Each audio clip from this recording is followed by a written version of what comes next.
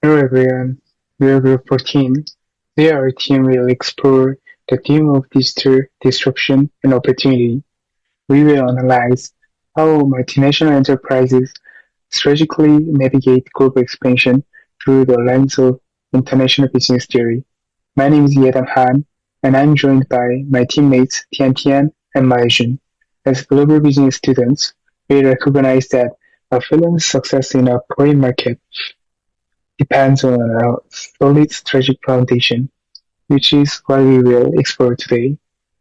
To provide a clear roadmap, first I will conduct a theoretical analysis of the OLI framework. Following this, Tian will apply these concepts to our case study on the digital model in India. Finally, my Yujun will discuss the risks, opportunities, and strategic responses. To begin, we use John Downing's OLI framework, or the eclectic paradigm.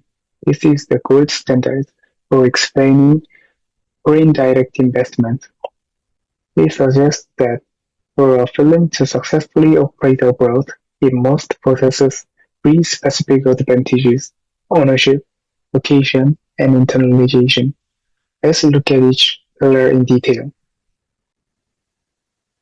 The first pillar is ownership advantages, which refers to firm-specific strengths that provides a competitive edge.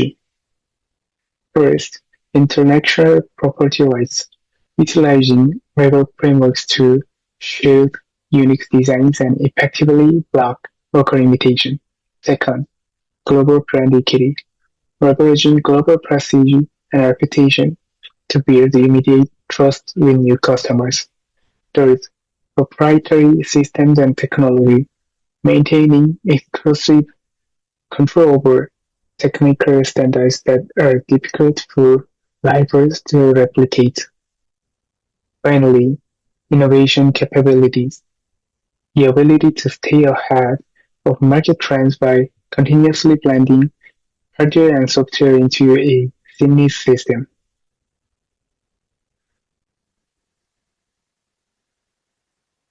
Second pillar is location advantages, or the country-specific benefits of the host market. First, labor costs, tapping into affordable yet highly skilled talent to optimize both manufacturing and R&D efficiency. Second, resource access, staying close to raw materials and industrial infrastructure to ensure a resilient supply chain. Third, market size, targeting massive consumer spaces, which is essential for achieving economies of scale. Finally, trade access, utilizing favorable government policies and trade agreements to reduce the burden of tariffs and logistics. The final pillar is internalization, explaining why a firm prefers to manage operation in-house rather than outsourcing. First, transaction cost reduction, managing operation internally to minimize the risks and expenses of external contracts. Second, intellectual property protection, keeping core technological secrets strictly within the firm to prevent unauthorized leaks. Third, quality and brand control, taking direct charge of management to ensure that government standards remain consistent everywhere. Finally, global coordination, managing the entire value chain internally to respond with agility to market changes worldwide.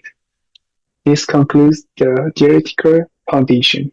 Now I will hand it over to Tian, who will apply these factors to our case study.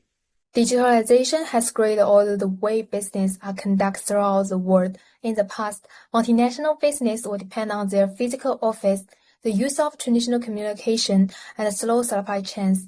Nowadays, the presence of digital technologies such as cloud computing, artificial intelligence, and data analytics enable companies to administer their international operations more effectively. Companies are now able to organize production, logistics, and marketing in many countries in real time. This also lowers transaction costs and enhances decision-making. Consequently, firms are able to react more quickly to changes in the market.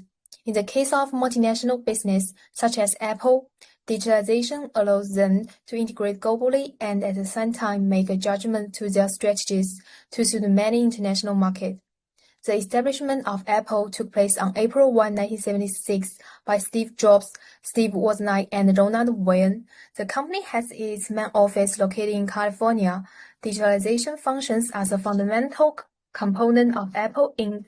because the company uses digital technologies to attain worldwide market leadership. Apple functions as an international business that uses digital technology to support its worldwide operations. The company offers more than its hardware products, which include iPhones, iPads, microcomputers. The company maintains a vast digital ecosystem, which contains services such as the Apple Store, iHeart, Apple Music, and Apple Pay. The online service creates connections between millions of users who interact with developers and business. Apple also employs digital technology to run its global supply chain and to coordinate production with suppliers located in many countries. This combined digital ecosystem has been effective in enhancing customer loyalty and generating high competitive advantage within the global market. Global companies are highly interested in emerging markets since they can provide them with massive growth opportunities. India has emerged as one of the most alluring emerging markets across the globe today. The economy boasts a population of over 1.4 billion people and a fast increasing middle class. Meanwhile, the use of digital technology is growing rapidly. Government programs such as the Digital India and the mobile internet boom have promoted use digital payments and online service in addition to smartphones. This trend has made India the second major smartphone market in the world. This has put the country at the center of strategy of technology companies such as Apple. Digitalization has simplified the process of multinational companies entering new markets. Companies no longer have to use physical stores alone in order to engage customers. It is now possible via e-commerce platforms, mobile applications, and digital service ecosystem. The online platforms enable companies to expand into overseas markets more cheaply and quickly. Apple, as an example, opened its online Apple Store in India and then embarked on growth in its brick and mortar retail stores. Digitalization also enables the companies to gather customer information and know what consumers like. This helps the companies to create specific marketing strategies and individual service that better fit the needs of many international markets. Okay, let's Yujun to talk about the next part. Thank you for the TIAN part. Next part is for me, YUJUN, to talk about the risk, opportunity, strategies, response, and conclusions. In spite of the various opportunities that exist for Apple Inc. in India, there are also some challenges facing the multinational company in emerging markets, such as the Indians. And the price sensitive is one of the key issues. A lot of consumers are attracted to cheaper smartphones sold by the other providers, like the Xiaomi or Samsung. Regulatory uncertainty is another problem due to policies regarding tax action, domestic production need, or data security can be introduced by the government. And the difference in infrastructure is also a problem, particularly in rural regions and where internet connectivity might be not as consistent. And moreover, the presence of intense competition among domestic and regional brands does not allow the global firm to grow rapidly in the price-sensitive markets. And the next, the digital economy of Indians present a number of significant opportunities to Apple.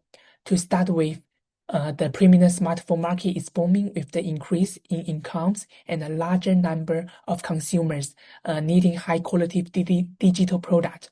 And the premium smartphone market has been an area where Apple has had a lot of success. Second, the growth in digital economy in India provides a robust opportunity to Apple service. just like the PowerPoint say that Apple TV, Apple Music, Apple Pay, or like the Apple Store.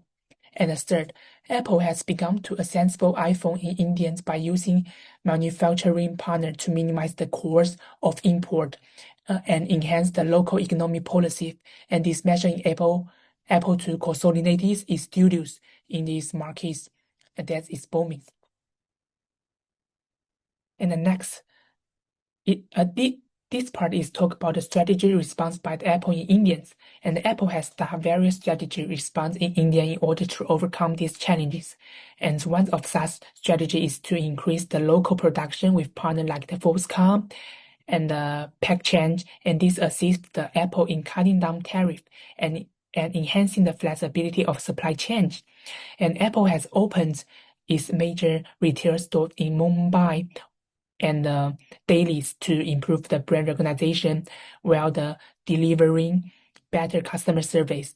And the company offer multiple financial options, which include the payment plan and trade-in program. They help the customers save money on their product. And the Indian market require Apple to implement business model change, which will help the company operate in this specific market.